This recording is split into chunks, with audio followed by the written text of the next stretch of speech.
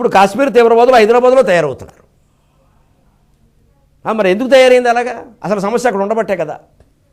పోలీసులు చెబుతున్నమాట. ఈ సమస్యలు ఇవి. అందుకే నెహ్రూ వాజ్పేయి సమాధానం ఇచ్చాడు. స్పష్టంగా భారతం చెప్పింది, రామాయణ భారతాలు చదివినవాడు కాబట్టి అలా మాట్లాడు. ఫారిన్లో చదువుకున్న వాడికి నెహ్రూకి ఏం తెలుస్తుందండి భారతీయ విలువలు? అందుకే మన రాజకీయ నాయకులు మన దేశంలోనూ చదువుకుని ఉండాలి ఖచ్చితంగా. వాడు చదువు ఎక్కడ చదివాడు చూసే మనం ఇవ్వాలి పీఠం. ఇక్కడ చదవండి, ఇక్కడ అమ్మ ఆవు ఇల్లు ఈశ్వరుడు చదవనవాడు పనికిరాడు పరిపాలనకి. ఎక్కడో లండన్లో చదివాము అని మనకు అనవసరం. ఆ బుద్ధులే ఉంటాయి ఎక్కడ చదివితే. ఇక్కడ చదవాలి, మన గవర్నమెంట్ బడిలో చదవాలి, దుంపల బడిలో చదవాలి. వేమన శతకంలో 100 పద్యాలు అప్పగించిన వాడికే ఎమ్మెల్యే టికెట్ ఇవ్వాలి. వేమన పద్యాలు 100 అప్పగించాలి కనీసం, అప్పుడే ఎమ్మెల్యే టికెట్. పద్యం తెలియదు, సాహిత్యం తెలియదు, ధర్మం తెలియదు, అందరూ పోటీ చేస్తారు, అందరూ నెగ్గుతారు. ఎలా ఉందో చూస్తున్నాం. అది భారతం చెబుతాం స్పష్టంగా. తగ సంధి చేత దోషము, అలా అటువంటి సంధి పనికిరాదు. ఉర్వి మరి భూమిని అమ్ముకుని యుద్ధాన్ని తొలగిస్తామంటే యుద్ధం రాకుండా శాంతి అనే కోసం భూమిని దారిపోస్తారా మీ ఇష్టం వచ్చినట్టు? అది విభుడు ఉరివి అమ్ముకున్నట్టే. అనేక రకాలు అమ్ముకోవడం ఎంత తప్పు. భారతదేశం అనే భూమిలో ఒక్క అంగుళాన్ని కూడా శత్రు దేశాలకు ఇవ్వడం అంతే తప్పు. విభుడు ఉరివి అమ్ముకుని సంగరమం తొలగింపకూడుని సమరజితావని భరణశాలిత పోలునే ఉండు ధర్మములు. యుద్ధంలో మనం గెలిచినప్పుడు ఆ భూమి మనదైనప్పుడు దాని ధర్మాన్ని రాజధర్మాలు వేరే ఏమున్నాయా? యుద్ధంలో గెలవాలయా? రాజు అంటే పౌరుషం. అందుకని ఈ ఊరికి బేరసారాలు ఎంతకాలం ఇది? అది మనం దృష్టిలో పెట్టుకోవాలి. అలాగే పట్టు విడుపు అంటారు. ఒక సందర్భంలో ఏదైనా పోని వాళ్ళతో మనం చర్చలు చేస్తున్నాం, ఏదో రకరకాల దేశీయ సమస్యలన్నీ ఉన్నాయి, సరిహద్దు సమస్య ఉంది, అదేదో ఊరికే 2 కిలోమీటర్లు 3 కిలోమీటర్ల తేడాలో ఉంది, వాళ్ళతో మనం సామరస్యంగా సంధి చేసుకుంటే 2 కిలోమీటర్లు వాళ్ళకి ఇస్తే అవుతుందంటే పోనీ 2 దేశాల మధ్య సామరస్యాన్ని చేసుకుందాం. అంతేకాని తీవ్రవాదులను ఉత్పత్తి చేసి పంపిస్తుంటే వాళ్ళతో సంధి ఏమిటండి? ఎప్పుడు చేయాలి, ఎప్పుడు చేయకూడదు, ఈ రెండిటికీ ఉదాహరణలే ఉన్నాయి మనకి, మన చరిత్రలోనే ఉన్నాయి. అందుకని ఆ ప్రకారమే చేయాలయ్యా అన్నాడు ఖచ్చితంగా. అలాగే ఇంకొక మాట ధర్మరాజా, రాజ్య పరిపాలన చాలా కష్టం అంటారు, కానీ తప్పదయ్యా, చెయ్యాలి. కష్టమైన పని చేస్తేనే కదా మనిషి గొప్పతనం వ్యక్తమయ్యేది. భయపడేవాడికి ఎప్పుడు భయాలు కలుగుతూనే ఉంటాయ్యా అని ఒక్క మాట అన్నాడు. ఒక్క రాజే కాదయ్యా, ఏ మనిషి అయినా ఏదో వైరాగ్యం కలిగింది కదా, విరక్తి కలిగింది కదా అని మోక్ష మార్గంలో ప్రవేశించకూడదయ్యా. సన్యాస మార్గంలో చాలా పొరపాటు ఇది.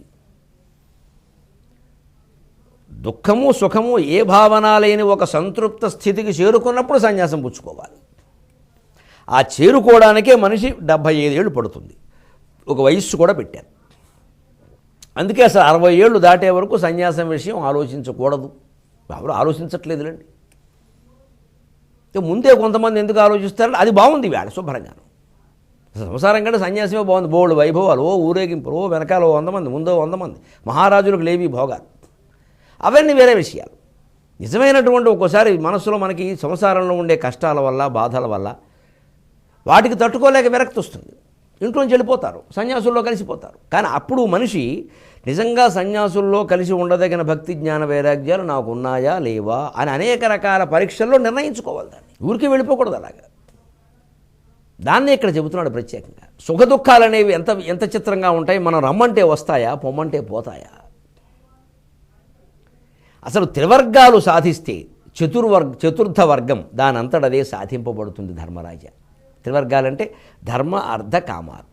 తాను ధర్మంగా ఉండి వ్యక్తి అయినా రాజు అయినా, ముఖ్యంగా రాజుకి తాను ధర్మంగా పరిపాలన చేసి ధర్మంగానే ఆ 1/6 వంతు పన్ను వసూలు చేసి దాన్ని ప్రజల కోరికలు తీర్చడానికి తాను కూడా భోగాలు అనుభవించాలి తప్ప. అందుకే రాజులకు బహుభార్యత్వం పెట్టారు, ఏం తప్పు పట్టలేదు. వాళ్ళకి ఏవో కొన్ని భయం ఉంటుంది, ఆ రాజకీయమైన ఆందోళనలో ఉంటారు. వాళ్ళకి ఇంటికి వచ్చాక సంగీతం, నృత్యం, నాట్యం, ఏదో భోగాలు ఉండాలి. అందుకని నలుగురిని చేసుకున్నా తప్పులేదు, అందరినీ చేసుకోమని చెప్పలేదు. విచక్షణ హిందూ ధర్మంలో ప్రధానంగా.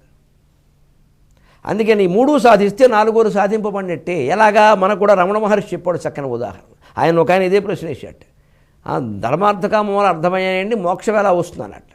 ఓ కట్టిపుల్లోటి పట్టుకుని మరణ ఎండిపోయిన కట్టిపుల్ల, దాన్ని ఓ చిన్న గొడ్డలతోటి దాన్ని నాకు 4 ముక్కలు చేసి ఇమ్మన్నాడు ఆ కట్టిపుల్లని. ఈయన 1 వేసాడు, 2 అయింది. మిగిలిన దాన్ని ఇంకోటి వేసాడు, 2వ దెబ్బ, అప్పుడు 3 అయింది. ఆ మిగిలిన దాన్ని ఇంకో దెబ్బ వేసాడు, 3వ దెబ్బ 4 అయింది. అయిందిగా, 3 దెబ్బలు వేస్తే 4 అయిందిగా. అప్పుడు అన్నాడు, నువ్వు ఎన్ని దెబ్బలు వేసావు అన్నాడు. 3 సార్లు నరికాను. 3 సార్లు నరికితే 4 అవ్వడం ఏంటే, 3 సార్లు నరికితే 3 అవ్వాలి కదా అన్నాడు. అదేమిటండి 4వ దాళం మిగిలి, మరి అంతేనయ్యా అర్థం. 3 సార్లు వేస్తే 4వది వచ్చింది కదా, అప్రయత్నంగా 4వసారి నరకక్కర్లేదు కదా. అంటే ధర్మార్థ కామాలు సరిగ్గా నిర్వహించవలసిన విధంగా నిర్వహిస్తే మోక్షం అప్రయత్నంగా వస్తుంది. పరీక్ష విద్యార్థి రాయవలసిన విధానంగా రాసేస్తే చాలు, ఫలితం అదే వస్తుంది. ఫలితం రావడానికి విద్యార్థి చేయాల్సింది ఏం లేదు, ఇంక పేపర్ చూడడం తప్ప, లేదా నెట్ చూడడం తప్ప. అంటే మోక్షం వస్తుందయ్యా అన్నాడు. అయినా ధర్మరాజు ఏమన్నాడంటే, ఏదైనా చెప్పండి ఒక్క మాట, ఈ ఆడంగుల శోకాన్ని చూడలేకపోతున్నాను. దుర్యోధనుడు భార్యలు, దుశ్శాసనుడు భార్యలు, అభిమన్యుడు భార్య, అభిమన్యుడు తల్లి, ఎంతమంది ఇలాగే ఈ ఆడంగుల దుఃఖాన్ని చూడలేకపోతున్నా అంటే, అదేమిటయ్యా వాళ్ళ ప్రాప్తం వాళ్ళ కర్మ కూడా ఉంటుందయ్యా అందులోనూ. అందుకని చేసుకున్నవాడి యొక్క జాతకం వీళ్ళకి, వీళ్ళ జాతకం వాళ్ళకి అన్వయించదా, మరి కర్మ ప్రకారం అనుభవించవలసిన ఉండే కలుస్తారు. దాని ప్రకారమే జ్యోతిష్యం నిర్మాణం అవుతుంది కదా. అది ఊరికే మనం తెలుసుకోదగింది తప్పితే నివారించవలదగింది కాదు కదా, నివారించడం సాధ్యం కాదు కదా. అంచేత వాళ్ళ కర్మ వాళ్ళు అనుభవిస్తున్నారయ్యా. దుఃఖాలు మనం, సుఖ దుఃఖాలు మనం రమ్మంటే వస్తాయా, పొమ్మంటే పోతాయా. పైగా ఒక్క మాట విను ధర్మరాజా అన్నాడు. ఇక్కడ మూల భారతంలో శ్లోకం చెప్పుకోవాలి మనం పద్యాల కంటే. శోకస్థాన సహస్రాణి భయస్థాన శతాని చ దివసే దివసే మూఢం ఆవిశంతి న పండితం. ఖచ్చితంగా చాలామందికి అది ఉపయోగపడుతుంది. అనవసరంగా భయపడేవాళ్ళు మనలో చాలామంది ఉన్నారు.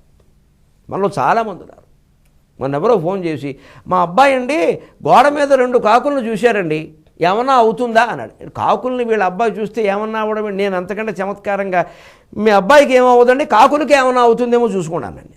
మరి ఏంటిది, ఆ ప్రశ్న ఏంటి అసలు? ఎంత అంటే భయంకరమైన అజ్ఞానంలో పడిపోతున్నారండి జనం. భక్తి పెరుగుతుంది కదా, దాంతోపాటు అజ్ఞానం కూడా, పిచ్చి నమ్మకాలు కూడా పెరుగుతున్నాయి.